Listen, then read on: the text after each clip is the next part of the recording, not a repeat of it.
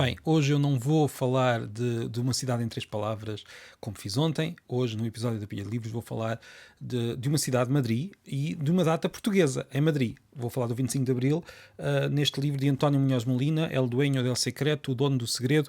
É um livro que eu estive agora a analisar nos últimos dias, porque vou hoje, dia 5 de junho, falar dele num congresso académico sobre o impacto do 25 de Abril na cultura europeia, organizado pela minha faculdade, em conjunto com outras entidades. E nesse congresso vou falar então deste pequeno livro. E este livro, já vou explicar o que é que o 25 de Abril faz no livro. Antes vou só dizer que teve uma história de edição curiosa. O livro começou por ser uma edição restrita, encomendada em 94 pela FNAC, para oferecer aos primeiros clientes da loja de uma das FNACs em Madrid. Penso que foi a primeira, não tenho a certeza, talvez tenha sido a primeira. E, portanto, foi uma edição muito, muito reduzida, apenas e só para os clientes que lá fossem. Mas, nesse mesmo ano, acabou por ter uma outra edição, uma edição mais normal para as livrarias todas, não só para a FNAC, e o livro acabou por ter depois várias outras edições. Teve já uma edição escolar, com uma série de materiais que explicam um pouco melhor o romance. Aliás, é uma novela, porque é um livro muito pequenino, de aproximadamente 150 páginas, se tanto. É um livro muito pequenino, é uma novela, não propriamente um romance. É novela em espanhol, normalmente traduz por romance, neste caso é mesmo uma novela, ou seja, um livro um pouco menor do que um romance. Hoje continua a sair nas edições de bolso, que existem em grande quantidade em Espanha, mais do que por cá. Não é um dos principais livros do autor, não é um dos livros mais conhecidos, mas é, sem dúvida, um livro muito interessante. Pelo menos eu achei muito interessante. Eu trabalhei nele há muitos anos, quando estava a tirar o mestrado, e falei e escrevi um trabalho sobre ele, que me lembro que se chamava O Torpor e o Desejo, e depois perdi o trabalho, não sei dele, mas ainda me lembro bastante bem daquilo que esta obra me fez nessa altura. É uma obra curiosa porque dá-nos a viver o 25 de Abril.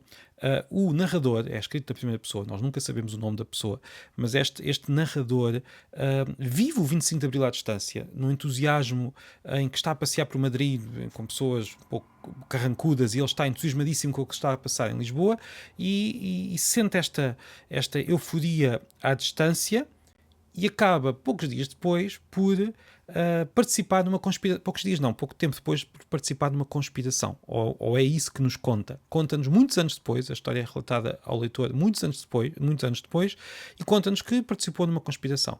Participou numa conspiração em que fazia de mensageiro, levava mensagens aos conspiradores, mas tinha um segredo, por isso é que se chama o Dono do Segredo, e este segredo, a sua participação na conspiração, acabou por tramar, digamos, o narrador e a conspiração, porque o narrador revela o segredo a um amigo, e isto leva a que a conspiração seja toda desfeita.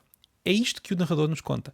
Mas o narrador, desconfiamos nós, não sabe bem o que é que aconteceu. Na verdade, o narrador parece-nos ingênuo. Está-nos a contar uma história, mas provavelmente é aquilo que ele acredita que aconteceu.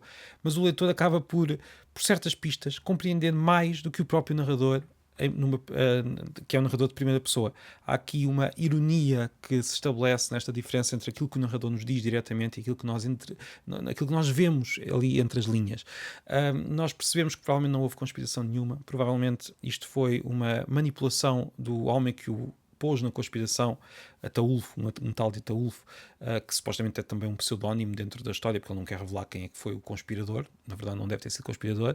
Este Ataulfo estaria com problemas pessoais, e para esconder relações adúlteras acabou por fingir que há uma conspiração para enviar mensagens através deste seu, digamos, deste jovem manipulável e ingênuo que é o narrador, que muitos anos depois continua a contar a história como se tivesse sido verdade esta conspiração.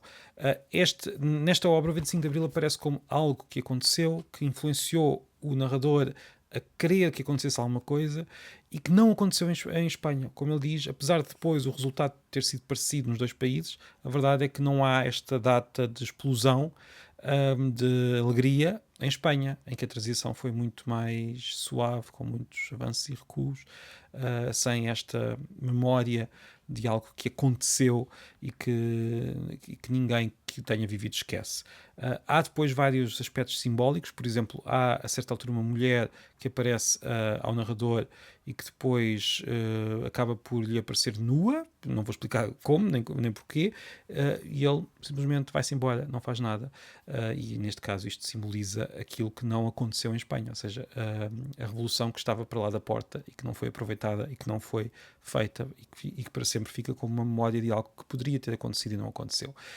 Na junção de todos estes elementos, o 25 de Abril visto à distância, esta conspiração que afinal pode não ser, este narrador não confiável, que é uma figura muito conhecida da literatura, mas que neste caso é um narrador não confiável por ser ingênuo, não por nos estar a enganar, torna este pequeno livrinho apetitoso. E ainda por cima, o livro descreve-nos a cidade de Madrid nos anos 70, em 1974, de uma forma com um certo humor, com uma certa ironia, também criada por esta distância entre o que o narrador nos diz e aquilo que nós entendemos, e pelo talento deste autor. Fica assim a sugestão de leitura, O Dono do Segredo, que está traduzido em português. Não é muito fácil de encontrar, mas está traduzido. Por acaso, na capa do português, da versão portuguesa, o que nos aparece é a tal mulher nua e não o 25 de Abril, mas no fundo a mulher nua simboliza o 25 de Abril dentro deste enredo. E pronto, até amanhã, boa semana, não se esqueçam, estamos a celebrar o primeiro aniversário da Pilha de Livros.